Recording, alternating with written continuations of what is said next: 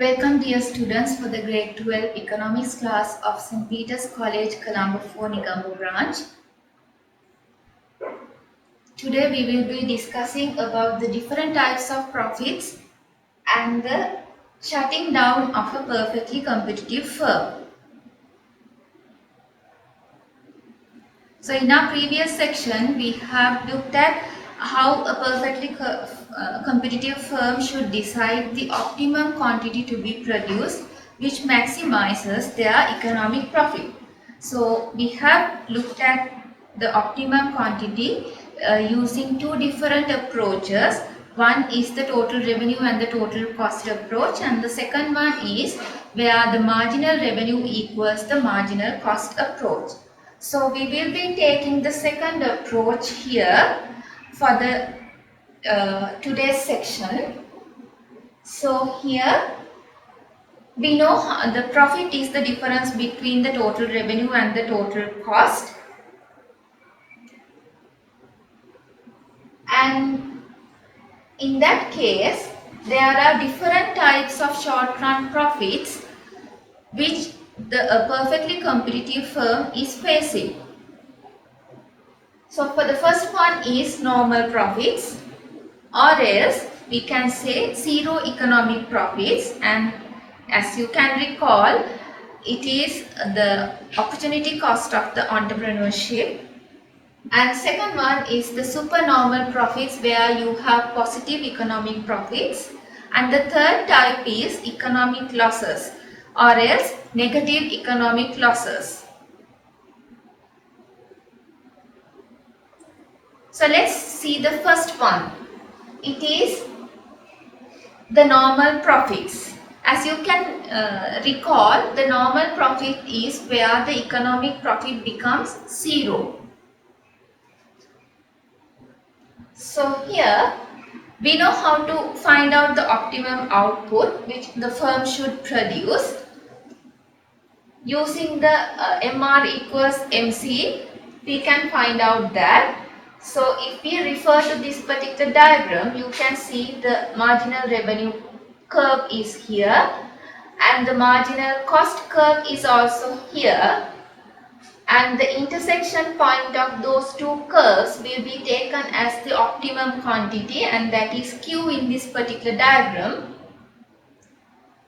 And on top of that another curve is given here which is the average total cost, or else the average cost curve is also given here.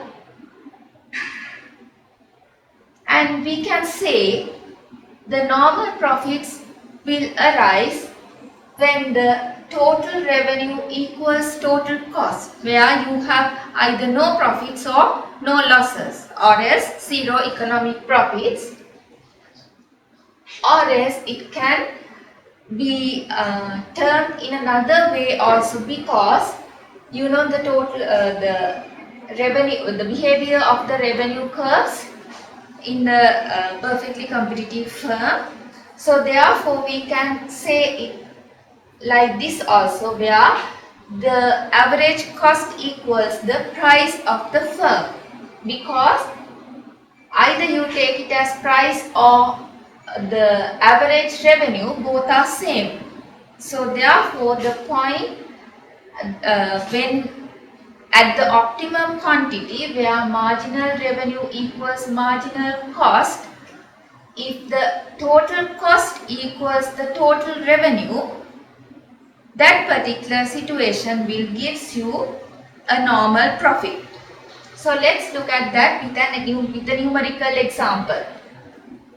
So in this particular example you can see the marginal revenue as well as the average revenue equals to 20 rupees per unit, and here you have the marginal cost curve also, and we have taken this particular point as the optimum output, that is the quantity level 8, and you can see at the quantity level 8 the average total cost is also 20 rupees per unit.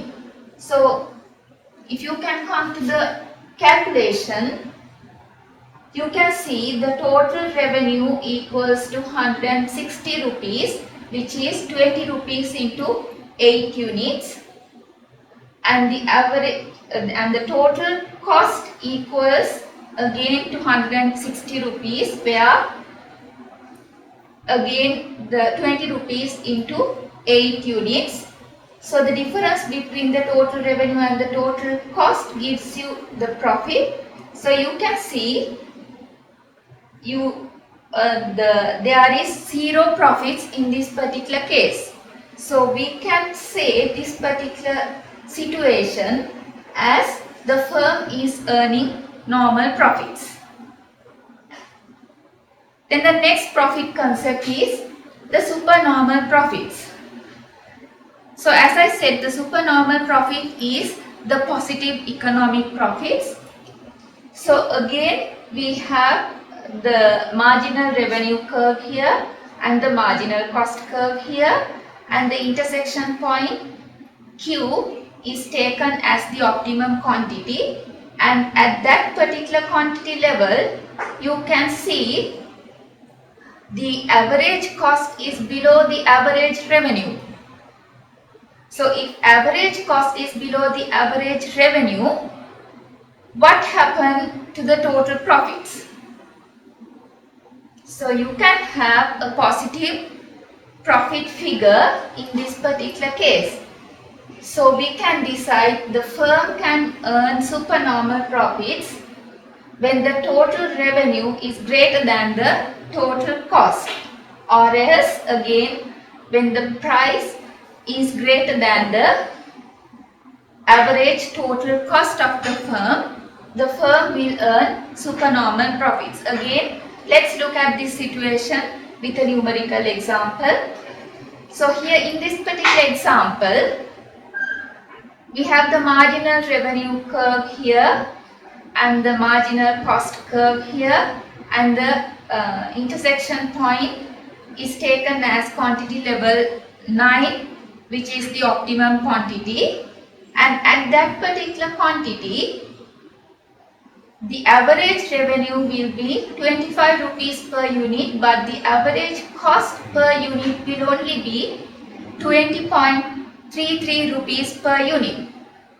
So you can see the average revenue is above the average cost here.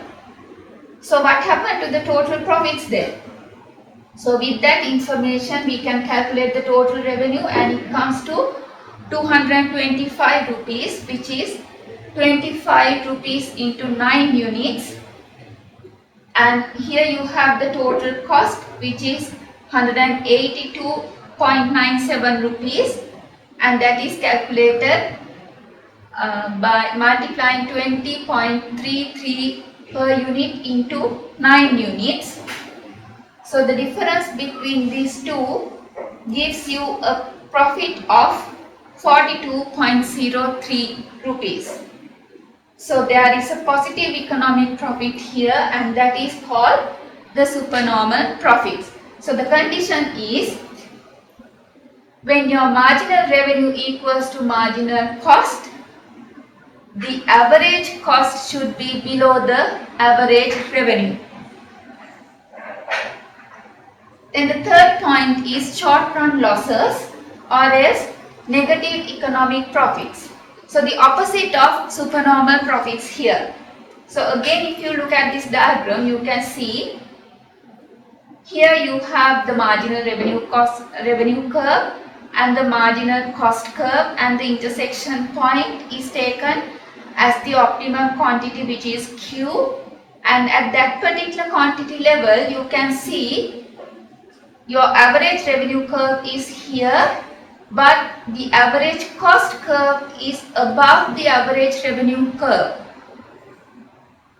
So at the optimum quantity, if the total revenue is less than the total cost, or else the price is below the average cost, the firm will earn normal losses. So again, let's look at this particular situation with an example. In this diagram, you can see the marginal revenue equals to the marginal cost at quantity level 7, and at that quantity level you can see the average revenue is only 17 rupees per unit, but the average cost becomes 20.14 rupees per unit, which is greater than the average revenue per unit. So if we calculate the total revenue and the total cost using these figures, you can see the total revenue comes to 119 rupees, that is 17 per unit into 7 units, and the total cost comes to 140.98 rupees, which is 20.14 rupees per unit into 7 units. And what happened to the profit here? You can see it's a loss of 21.98 rupees. So therefore, at the optimum output level, if the average revenue is below the average cost, the firm will earn normal losses. Now we have to take a decision. If the firm is making losses, are we to stay in the market, or we will shut down the firm and leave the market? Here you can see what should the firm do when they are making losses. You know, the loss is we say the firm is making losses if the total revenue is not sufficient to recover the total cost of the firm. And you know, in the short run, the fixed cost is unavoidable, but you can avoid the variable cost. If you do not continue with the production, we can avoid the variable cost, but the fixed cost we have already incurred and considered as a sunk cost, so therefore we cannot recover the fixed cost. So we can say the fixed cost is unavoidable. So then the decision has to be taken based on what?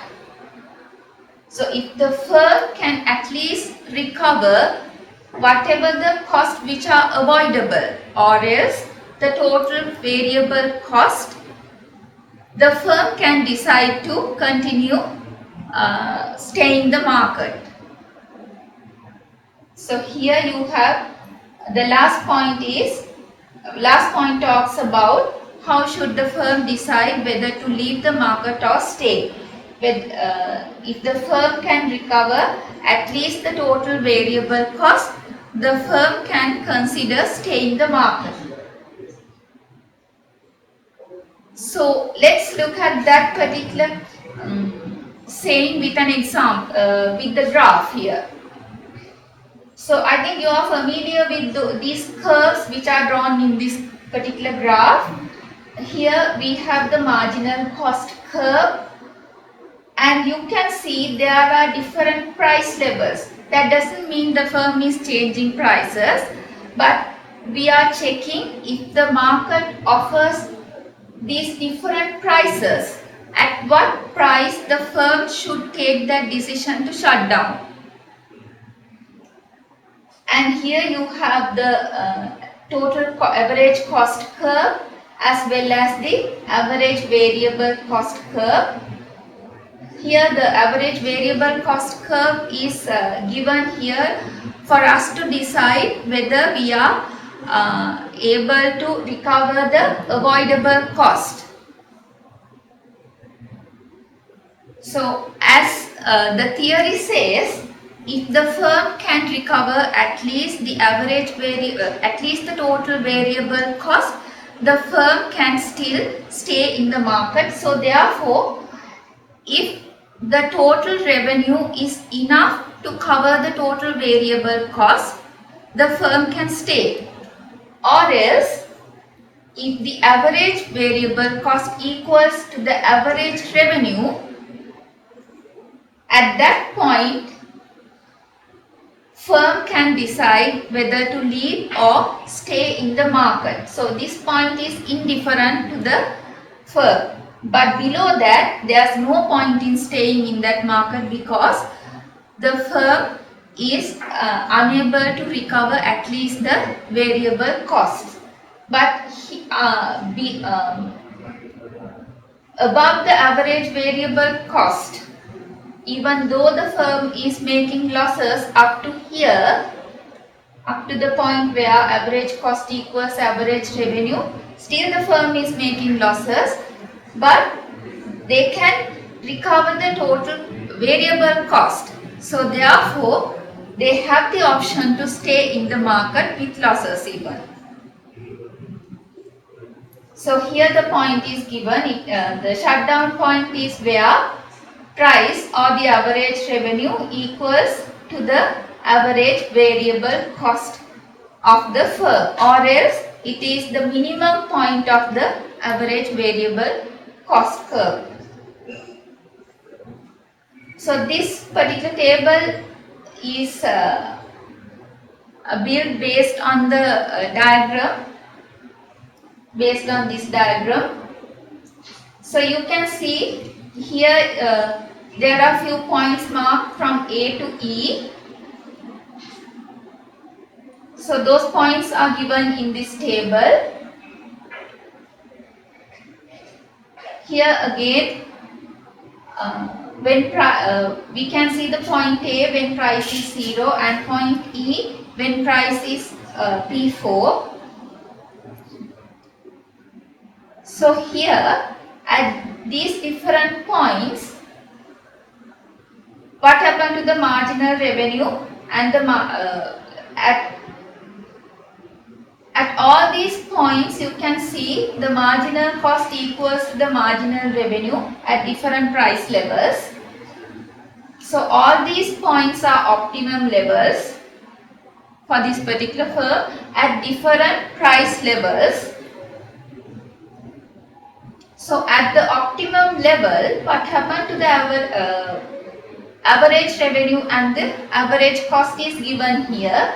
So you can see at point A, the average revenue is greater than the average cost. So therefore the firm is making positive economic profits, or else you can refer to as supernormal profits. And again, another condition is checked here at the optimum level, whether the firm is able to recover the average variable cost from the average revenue. So it's given here at point A, average revenue is greater than the average variable cost. So therefore, the contribution is also positive. So here you are given how to calculate the contribution. It is the difference between the total revenue and the total variable cost. So the contribution is also positive. So there's no problem in continuing the business. So the firm can continue to stay in the market here at point A. So it's about this point. You can see the firm is making supernormal profits. So it can stay in the market. What happens at point B? At the optimum level, the average revenue equals average cost. So therefore, it's on the normal profits here. But still, the average revenue is greater than the average cost. So the contribution is positive here. So then the firm can stay in the market again at point B also. At this point also, no problem, the firm can stay in the market. At point C, at the optimum level, the average revenue is less than the average cost.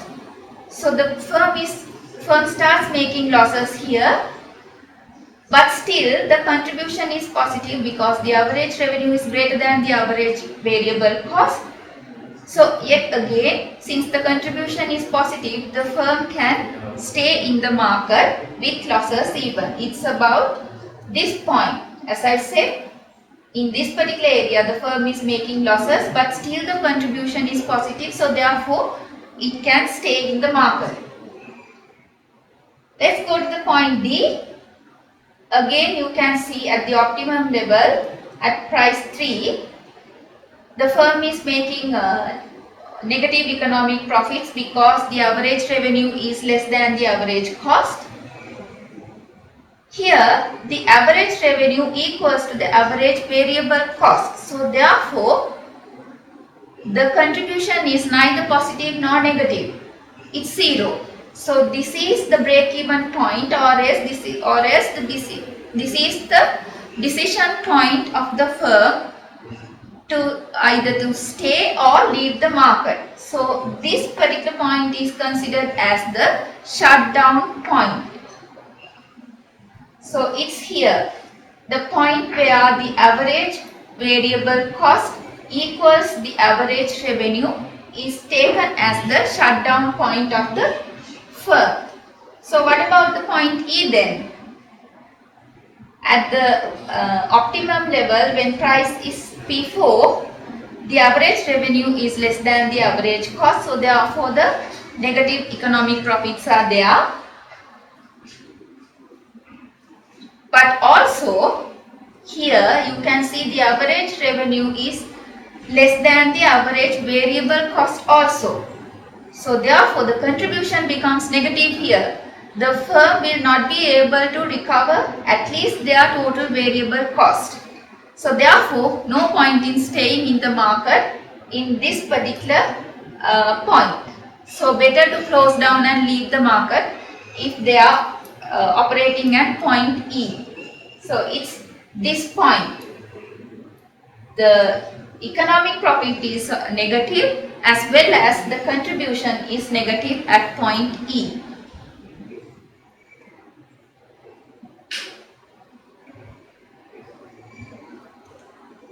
So, here it is further explained with an example here. So, there are 2 points selected from this diagram. As you know, at point B, even though the firm is making losses, still the contribution is positive because the average revenue is greater than the average variable cost here. But at point A, when the average revenue equals the average variable cost, the firm can decide whether to shut down or stay in the market. So, this is the decision point of a perfectly competitive firm on whether to shut down the firm or not.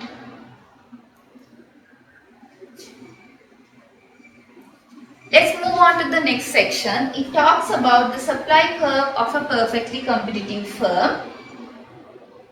So, as you know, we have learnt about the shutdown point of a perfectly competitive firm. So, according to that, the firm will not willing to supply if the average revenue or the price of the particular product is below its average variable cost, because no point in doing business like that. At least they cannot earn a positive contribution.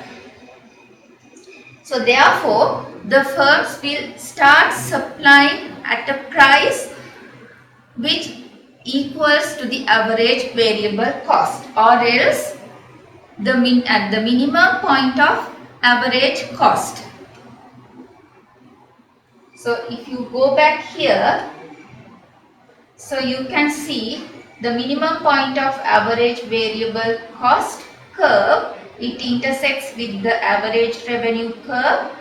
So, therefore, even the firm cannot gain 10 rupees per unit, which is the minimum point of its average variable cost. The firm will not start supplying.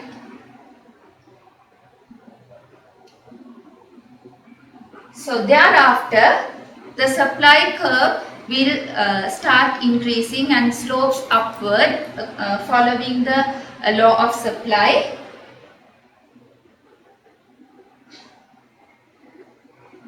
And then the firm will decide how much they will supply at different prices based on the optimum quantity, that is where the marginal cost equals the marginal revenue. So these are the optimum quantities at each different prices.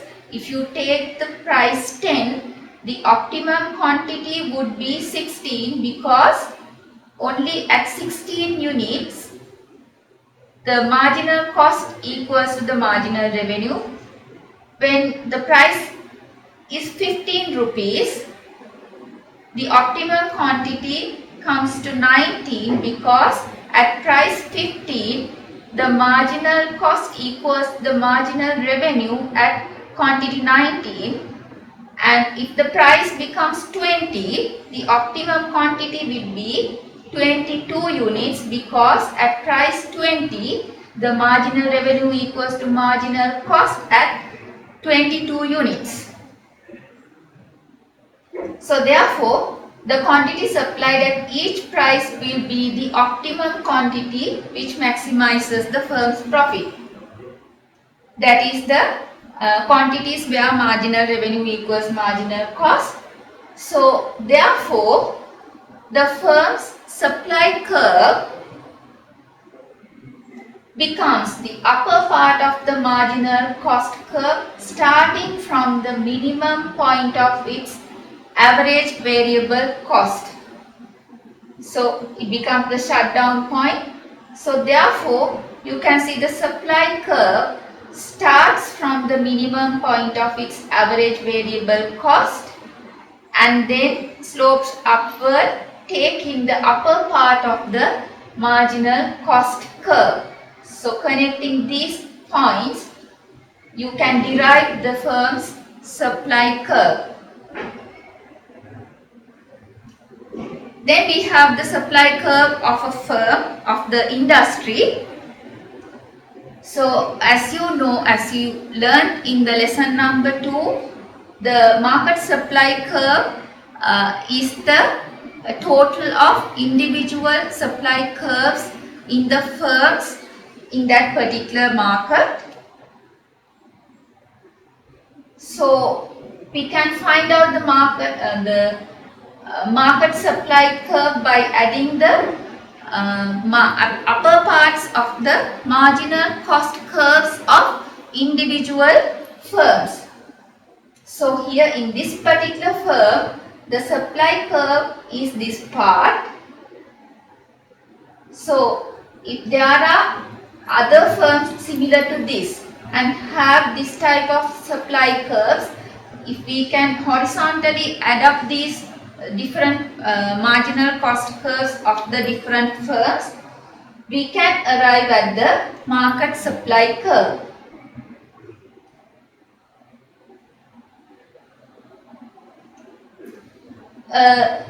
One more important thing is discussed here. So as you know, none of the firms are willing to supply any quantities below a price than its average, the minimum point of their average variable cost.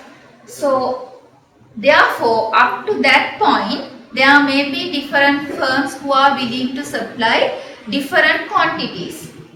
So therefore, if we take this is the minimum price which the firms are willing to start supplying. Up to this point, there may be different firms who are supplying different quantities at this particular price. So therefore, the initial part of the market supply curve becomes perfectly elastic, and thereafter it starts increasing, starts sloping upward. So therefore, we can say the market supply curve of a perfectly competitive market is initially perfectly elastic and thereafter upward sloping. So by intersecting with the market demand curve, the market equilibrium is derived in a perfectly competitive market.